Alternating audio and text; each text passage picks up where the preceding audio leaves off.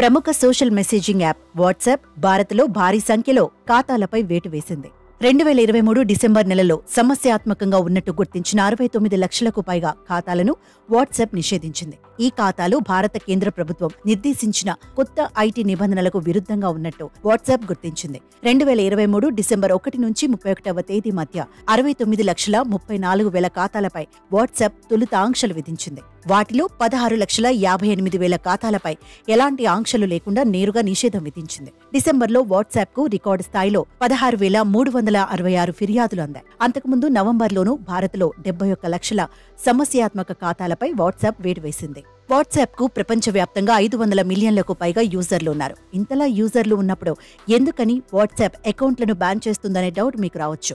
వినియోగదారులు భారత IT rules 2021కి అనుగుణంగా లేకుంటే వారిపై తప్పనిసరిగా చర్యలు తీసుకుంటుంది. ఎందుకంటే వారి వల్ల నకిలీ లేదా అల్లర్లు సృష్టించి సమాచారం వ్యాప్తి చేసే అవకాశం ఉంటుంది. అందుకే 2023 డిసెంబర్ 1 నుంచి 31వ తేదీ మధ్య 69,34,000 వాట్సాప్ అకౌంట్లను బ్యాన్ చేసింది.